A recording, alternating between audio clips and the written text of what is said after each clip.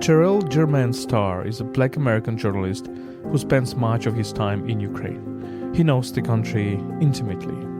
He also recognizes the striking parallels between the experiences of Ukrainians and Black Americans in the United States. For centuries, both groups have endured systemic violence and humiliation, sometimes overt, sometimes hidden, that have pushed them into subordinate roles within societies dominated by others. In this episode, we explore these shared struggles and work toward fostering a deeper understanding between the two communities. You're listening to the Explain Ukraine podcast.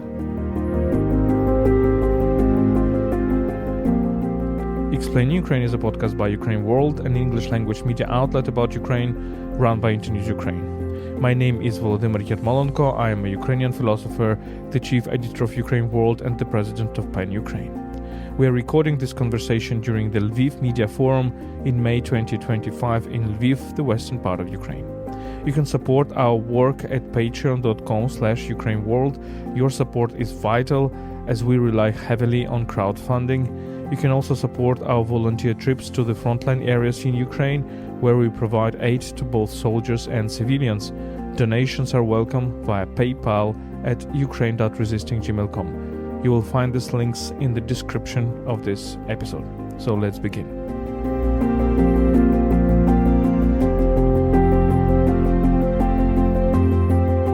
Terrell, welcome to this podcast. Thank you. Happy to be here. I feel like I interviewed you, then we had a conversation in New York. And now we are in Lviv. And now we're in Lviv. So 3 different cities. Exactly. So you interviewed me in Kyiv, and now I'm interviewing you in Lviv. So tell me why Ukraine? Why do you keep coming to Ukraine? What interests you here? So when people ask me why do I come to Ukraine, I usually tell them the short version, but I'll give you the more detailed one. So basically, I was 20 years old and I was invited to go to Russia first. And this is in 2001. And I didn't know anything about this part of the world. I didn't know about Russian colonialism, nothing like that. And I volunteered in an orphanage in St. Petersburg Oblast. And I went there and I had no language skills, nothing like that. And then I wanted to have another experience in this part of the world. And so I applied for Peace Corps and I was accepted to go to Georgia to teach English. And so I went to Georgia in 2003 and 2005. And that's really when I started learning about this idea that not all white people are the same. And I use white in quotation marks here, right? Because I'm always the only black person when I travel to this part of the world often. And so in Georgia, the people were telling me, Terrell, when we go to Russia, we're considered black and all these other things. My mind was just bewildered. I said, I am black, you are not, you know? And I had to live in Georgia, not just visit. I was in a village. So just living there and feeling these people's experience helped me to appreciate how much of a construct race is. And it helped me to understand it outside of the American context. And then from Georgia, I went to graduate school. And then I became interested in Ukraine because, quite frankly, I wanted to go someplace other than Russia. And so I said, okay, let's try Ukraine. And I came here because I was working on Afro-Ukrainians in Kyiv. That was a photojournalism project. I got a Fulbright to do that. And so when I was here, I started learning about the Russian colonialism and things like that. Because, when you're a black person here, I think for some reason people feel like you can understand them. But what was really weird about Ukraine, I'm like, okay, if I consider Georgians to be white, Ukrainians are particularly white. And I'm saying, like, why do you feel this type of relationship with me? And we come from these 2 vastly different backgrounds. And so I just slowly became intellectually interested in Ukraine. And this is back in 2009. And this is when we were going to Crimea and Donetsk and all these other places. And so I have this memory of Ukraine well before the Russian occupation started.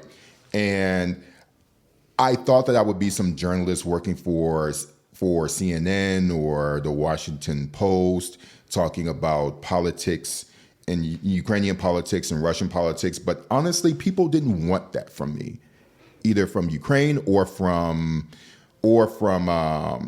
United States. People wanted to know, why is this black guy constantly going to this place where it's not so many people there? And I really think it's because I have this emotional curiosity about people. And what people wanted from me was, how can I better understand people who are so different from me? But then when they listen to me talk, it's more about, this is what we have in common. This is how we can find the commonality in our humanity. And it's become more humanitarian, but I use my journalism skills to tell these stories, but in a different way than I planned. And so that's what keeps me here. People, when they invite me to these conferences, we're here at the Lviv Media Forum, and people appreciate me talking about Ukraine, not from this, solely political perspective, but it's more about, why should I care about these people's existence? And I feel like that work is why I'm called to do it, and I keep coming back, and that's why I stay 3 months, 6 months out of the year, because the longer I'm here, the more I'm able to understand you all, because I feel like if I consider myself my expertise about Ukraine, I have to stay here, I have to learn the language, and it's a calling, and I feel comfortable here, So what experience did you have with Ukrainians? Are they curious about you? Do they perceive you as a foreigner? Do they perceive you as their friend? I'm sure that there are very different types of experience. Oh yeah, listen, the first experience was very racist. Yes, the first experience is very racist. And so when I moved here in 2009 in July, I hired a real estate agent to find a flat for me.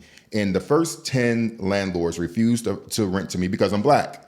Literally, they will tell you, we don't rent to black people. And it was so funny how the real estate agent tried to sell me to the agents. They said, oh, this guy is going to pay you in dollars. He will pay the first 5 months rent. And this guy is from America.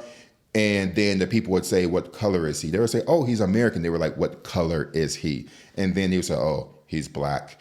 And they were like, no, we're not interested, and because he's not going to pay, all these stereotypical things. So I had all of my luggage, and I would bring all of my stuff up to the flat, and because we were going around in a taxi the whole day, and for hours, people would say, no, no, no.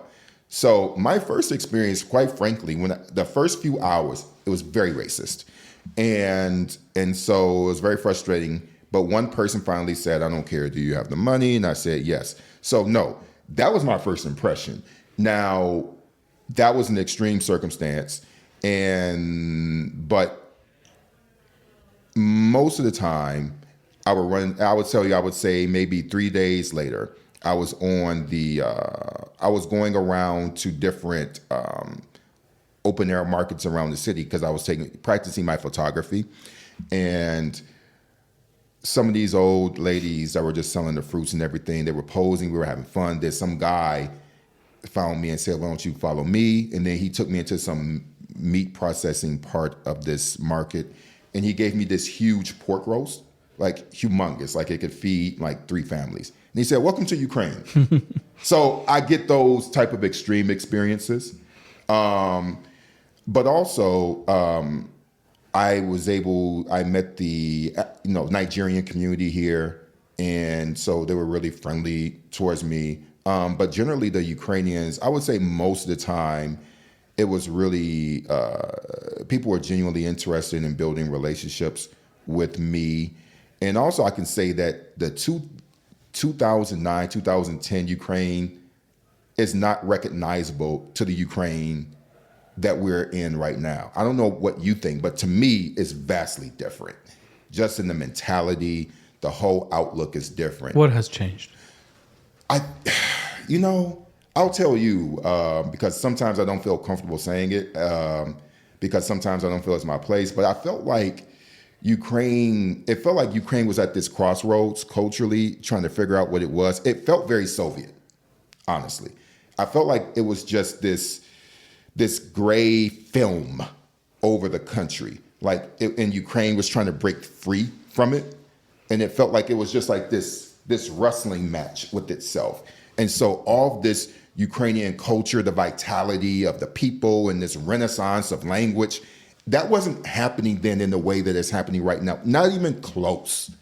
And also the people's mindset about Russia, quite frankly, was neutral. And it just kind of harkens on this fact of Putin actually invading. And I still believe this, had Putin just left Ukraine alone, the Ukrainians wouldn't be so resistant. That's just my thought, because you just left it to his own devices and let them kind of deal with it. But the Ukrainians like, oh, okay, you're trying to kill me. You're trying to brainwash me, right? Fuck you. Like, that's just, so it's really incredible just to see Ukrainian people just go through these stages of all of this. Because when I first came, the Fulbright program paid for Russian language. And so I felt really, because I took about 6 months of a course in Russian language, and so they didn't pay for Ukrainian. And now I'm taking Ukrainian this summer because I do it with some hesitancy right now. In addition to the fact that people's English have improved.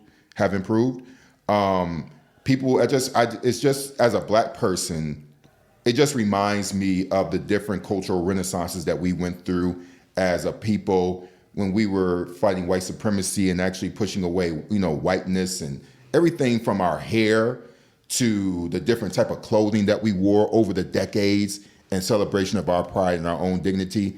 I felt like I had a front row seat for about 15 years to seeing Ukraine going through that similar trajectory. Yeah. When you talk to Afro-Ukrainians, what experience do they tell you? It's different. Like Afro-Ukrainian experience here, it depends. So it depends on if the person was raised by their both of their parents, especially their father. In my personal experience, the Afro-Ukrainians who are raised with their father have a very a more appreciative relationship with their Blackness than the one who didn't. You find the one who kind of struggle with their identity, the one in that they fit completely, where they embrace whiteness. And it's not necessarily, and it's a difference. Whiteness, not Ukrainianness, that's a difference. So usually it's a father who is Black, and it's the father who is Black and the mother who's Ukrainian. Mm-hmm. And the ones that I've met who's Black father, their African father in their life, I feel like they have a healthier balance of who they are as people. Or if they grew up at least part of the time in Africa. The ones who did not, they tend to they're the ones that I know personally, they tend to have this kind of conflict because quite frankly, they face anti-Blackness in this society and they want to fit in. And so they say, if I'm kind of push away the Black part of me, then I'll be more accepted and I'll feel better. So those have been my interpersonal relationships. And that's definitely very different from the experience of, say, the African students who come here and they visit and different. But I have a number of Afro-Ukrainian friends that I've met over the years. But because of this war, many of them have gone to Europe.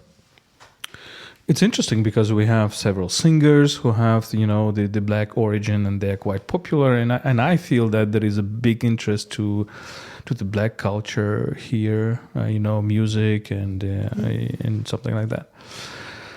Let me ask you about these things. When I think about the history of Black Americans, especially in the 19th century, and when I think about Ukrainians in the 19th century, I see a lot of parallels, because you were fighting against slavery. We were fighting against also type of slavery, which is called serfdom, which are basically peasants who didn't own their own lives.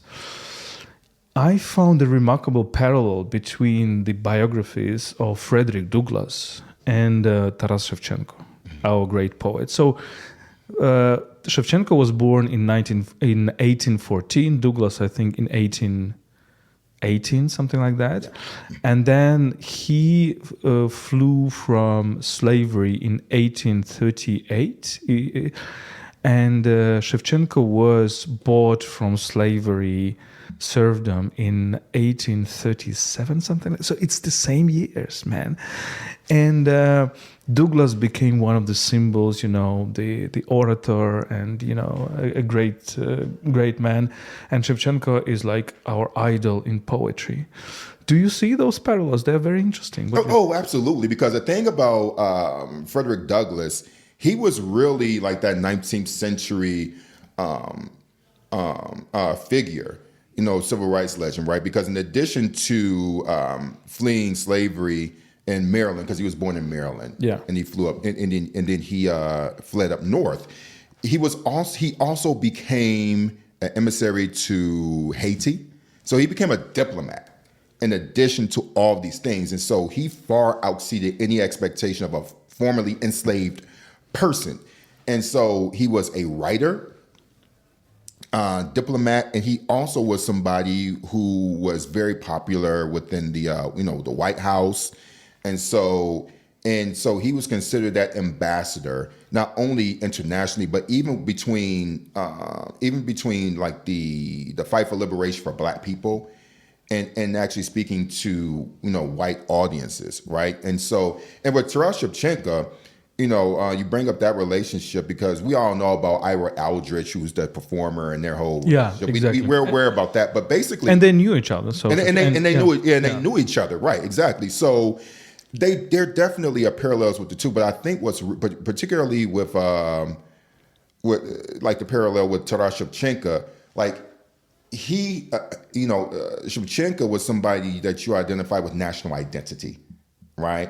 Modern national identity, and they both did more than one thing, right? And so I'm pretty sure that even though he's a poet, people see him far more than that as a writer, and so that was the same dynamic with Frederick Douglass, and they both come from these oppressed system structures, not only just being people, but literally serfdom, and then with Shevchenko, and then Frederick Douglass with the slavery. But what I think why they match so much is, when you think about those two, you think about not only resistance but dignity.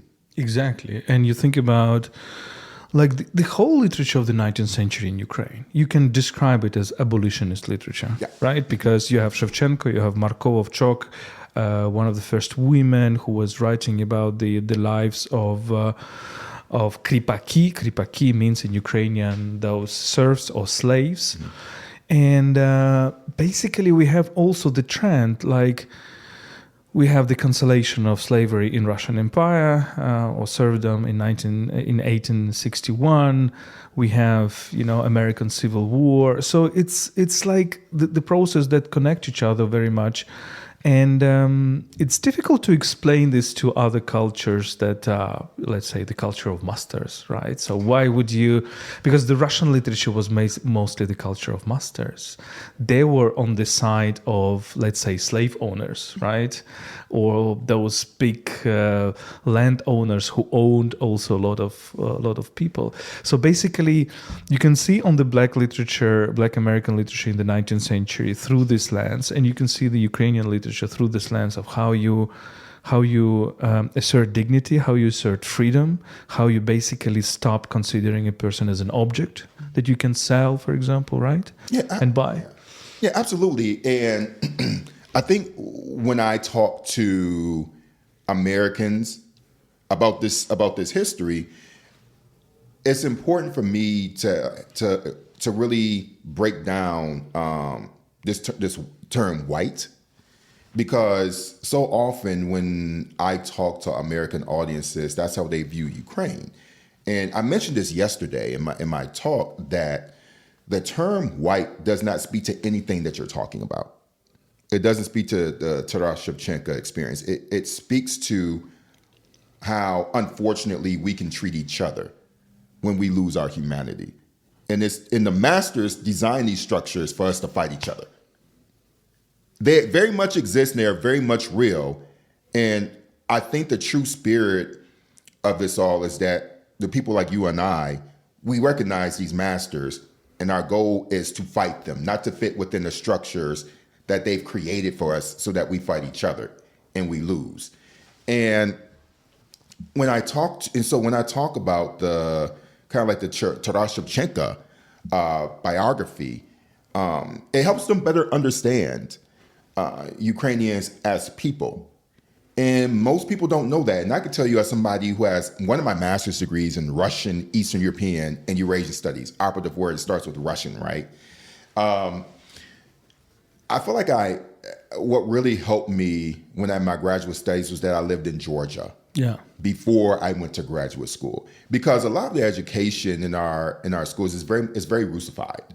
That's how I started learning Russian, right?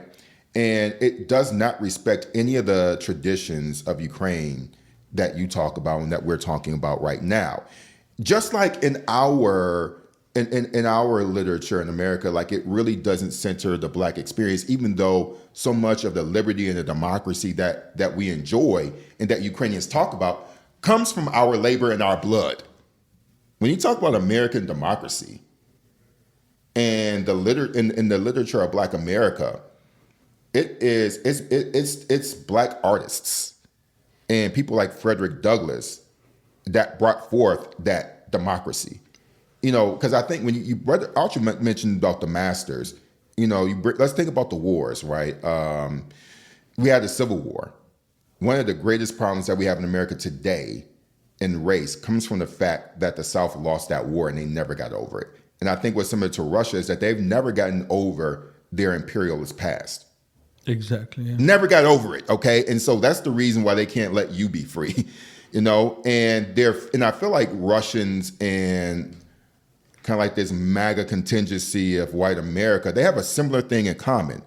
I really, you know, but I'm going to lead with the Ukrainians in regards to Russia. First, one of the things I see in Russia that I see in America, a lot of white people, I think Russians fear Ukrainians because they feel like their Russianness is being devalued, and they fear that it will be attacked and they will be erased.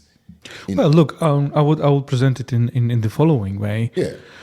Because we can all think about this as a revanchism, right? So the South lost the Civil War, then we know it started imposing, you can say, these racist structures despite the cancellation of slavery. And it was not only about in the United States. Basically, you can say that racism as a theory was a reaction, was a kind of a counterattack of the former masters to the cancellation of slavery, right? But yeah, so the parallel is that when they lose their power, they consider that when they lose their privilege, that makes them subordinated, which is not. We want them to just be equal with us. We do not want to be subordinate to us, right? Yeah, and so that's what a lot of white Americans can't really accept, right? And they feel like they're being erased. And what's particular about America is that we have this term, the browning of America. So over the next few decades, white people will be the minority, right? Because right now, Black people are about, 16%, but it's the Latino community that's gaining in number over the country, right? And so their demographic patterns will show that over the years that they will take over as the majority.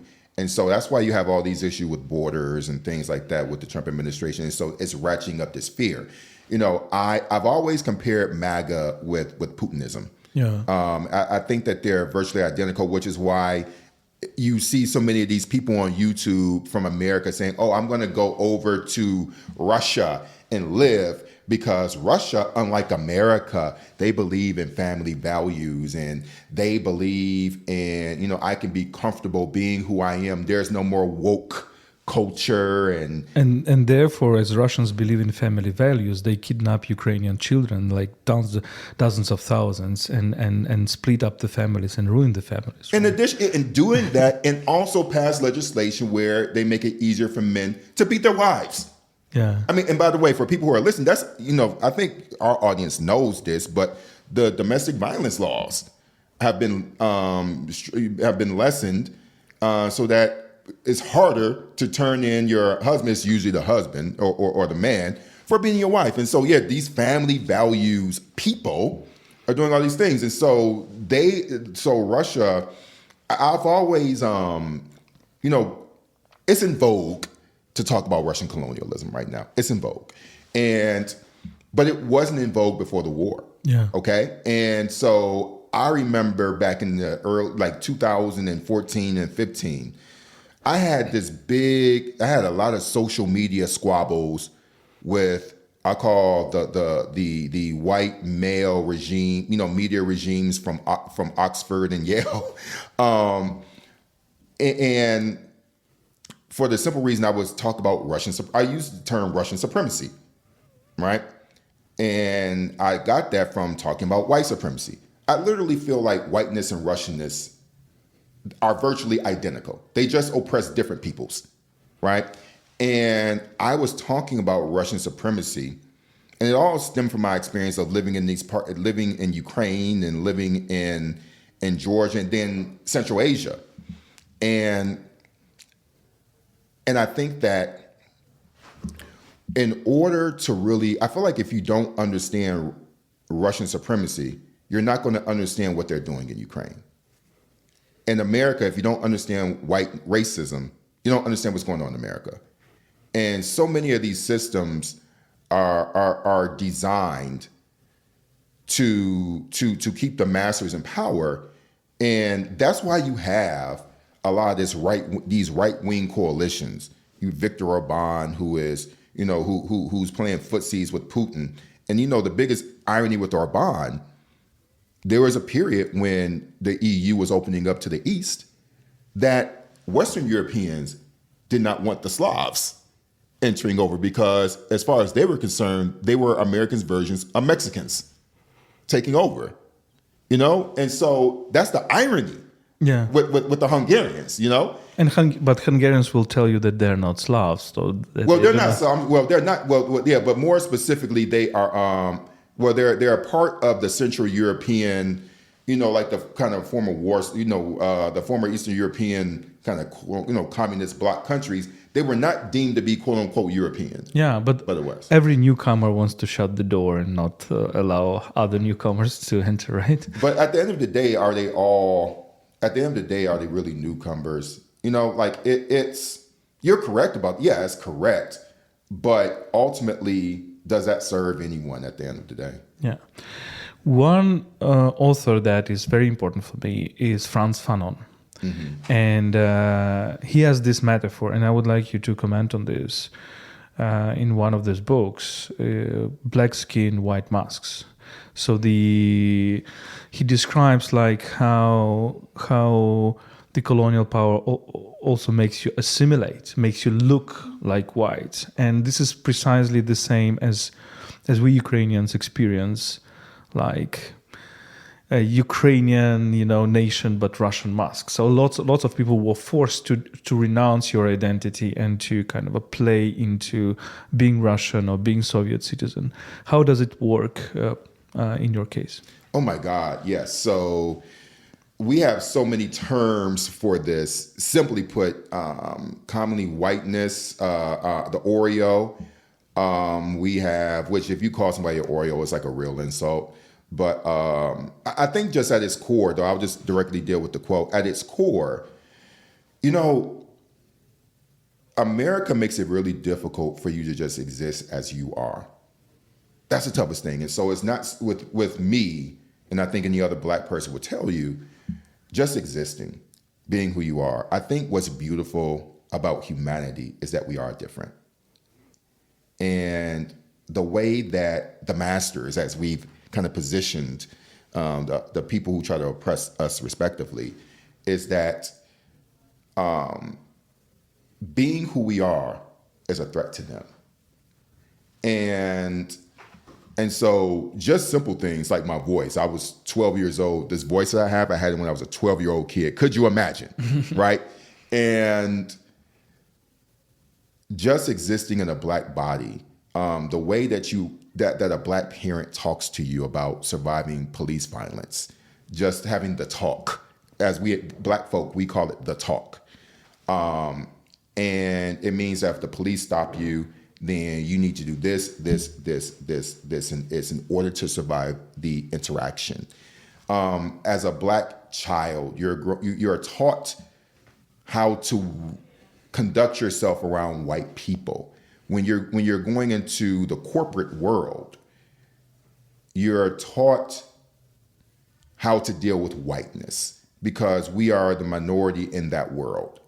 And so you have the white mask and the black skin, and sometimes the mask is a defense mechanism.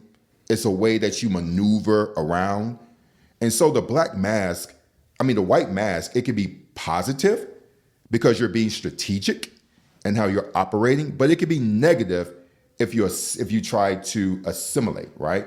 Because in order to assimilate, that means that when it comes down to you speaking up on behalf of your people, that means advocating for diversity in the company. If you wear the white mask in the way that your masters want you to wear it, then you're just going to be a token. That's what it is. A white mask can mean that you're a token. The white mask can mean that you are infiltrating, that you are operating. And so it has so many different meanings, but it all depends on how much dignity as a black person that I have and how I use it. Because quite honestly, we all use it.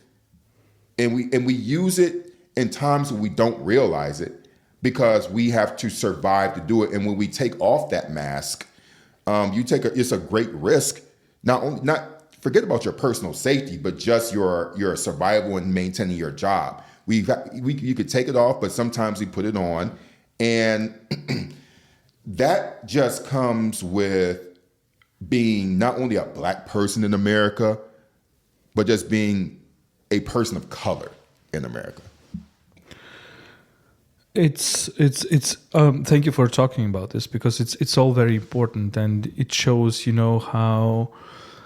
how these supremacy structures, how the power structures also force you to adapt and force you to play the games and force you to renounce a part of yourself.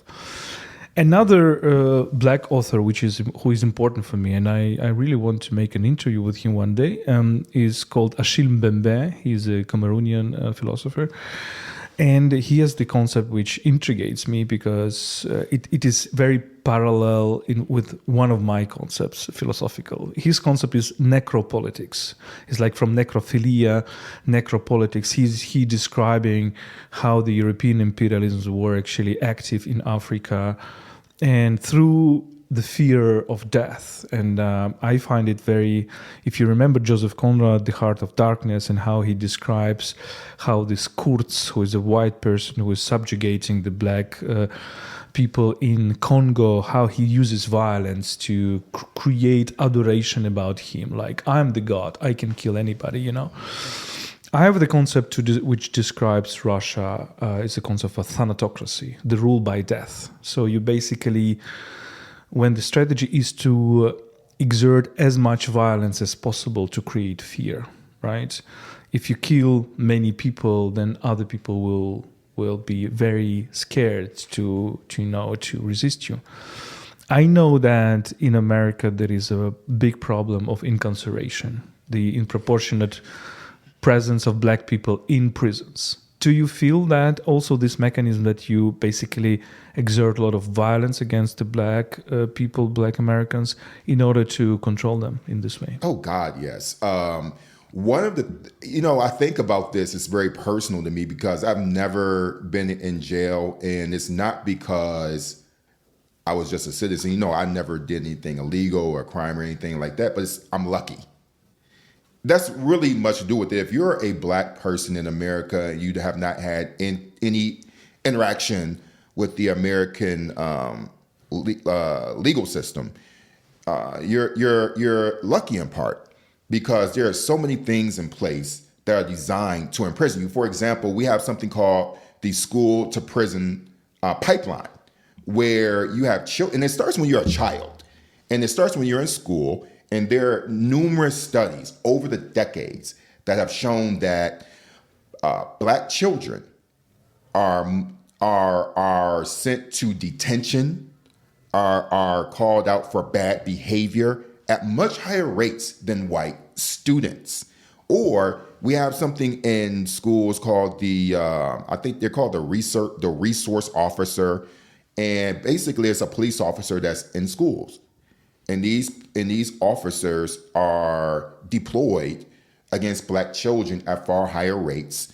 We're considered to be acting out, whereas a white child is considered active, and children are called and children are put in jail at the school level, particularly Black girls as well. Black girls, in some instances, get it worse depending on what school system that they're in, and so it's something that as a Black parent that you raise your child to deal with, and even how they talk with teachers, and the child can be doing nothing wrong, and so you're always on pins and needles and praying that you don't get a call from your school about your child.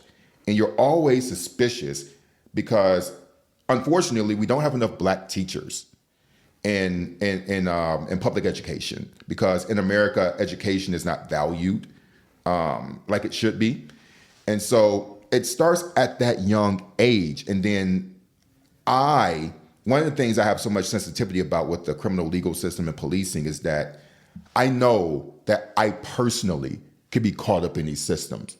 But because I'm lucky and because I believe in God and all these other things, I believe just a whole bunch of things happened so that I was never in this situation. I know a number of friends who are in the criminal legal system. Wrong place, wrong time. There's an over-incarceration of, even in New York City, Volodymyr, are less likely to be stopped by police as a Ukrainian than I am. For the very simple reason, when you're in America, you are a white man, and you're not going to be seen as a threat. In New York City, Black people, the numbers show that even if we have no illegal drugs, we're stopped at much higher rates, roughly about 80% to 20% with white New Yorkers. And it's Black people and Latinos that are disproportionately stopped. And all of this is designed to keep us in place, because American policing really came from the slave catching tradition. It was through the U.S. Marshals. And so the American legal system and its various structures started off through slavery. And that mentality has been passed down over the centuries to where we may not be in chains, but we're in but the system does what it can to put us in handcuffs, because our criminal legal system, our private prison system, our prison system in general, it has to rely on bodies, and those bodies are disproportionately Black, and it's a part of this evil capitalist construct that is a larger part of this American white supremacist system that we're in. And there is another parallel with Ukrainians, because the proportion of Ukrainians in Soviet gulags was huge. I mean, Ukrainians were overrepresented, let's say, in the... Why? Well, because Ukraine was a very dangerous country for Russia. It has always been. It's the most rebellious, and therefore the lots of cultural figures were just given 25 years and sent to Siberia or to Asia. Okay, maybe my last question. So you're going to spend the summer in Ukraine, as you said, and what questions are you asking? What stories you want to find? Okay, so I'm going to be here for the summer, and one of the things I want to do is I will be going to the front lines on some humanitarian runs. I want to see what it's like for people to take humanitarian aid to these frontline cities. And I'm looking for the human interest story of it, because I want to show people back at home, yes, this war is this invasion, I like to call it, because I like the name, the specificity of it all. This Russian invasion and this occupation has been going on for more than 3 years. But I want to show people who have the heart to live in this country in their dignity. right? And so those are the faces that we see. I mean, to me, it's more important than showing the bombs that are falling on them and the drones that are attacking them. I want to show the person that I want. And I feel like my style of interviewing and talking with people, I want to kind of interact with them and show them living their life, and that life includes helping their people, because Trump describes Ukraine as a bunch of freeloaders and people who are just trying to take money out of the Americans' pockets and all these very terrible things. And that's one of the stories I want to tell. But I also am interested in stories of, I'm doing some stories on cryptocurrency, the ways in which, there are a lot of ways that Ukraine is a lot more forward thinking in America. Like the simple ways of just paying for things when you leave a store, to me, are a lot more efficient than in the United States. I just want to show how, even in this war, how innovative Ukrainians are. And I'm also doing a lot of people are just interested in my life here and what do I do from day to day. So it's going to be a lot of vlogging about me going to different places. And I'm going to be going to Zaporizhia, Kharkiv, and really just showing what it's like to live there. There's some underground schools in Ukraine that I want to visit. I know it's the summertime, but I want to visit them anyway. I want to actually do, I don't know exactly when, but go with some military unit. But I want to find some particular story about someone unusual. I'm trying to find some Afro-Ukrainian person that's a part of a unit and visit them to give a story, not just a story typically of going to the front, but just showing a person that you don't think is Ukrainian but very much is in the front and defending their country, just to show this diversity of Ukrainian people. And so they're all going to be human interest stories that I'm looking forward to telling. And good luck to you, and thank you for all your work, Terrell. Oh, thank you very much.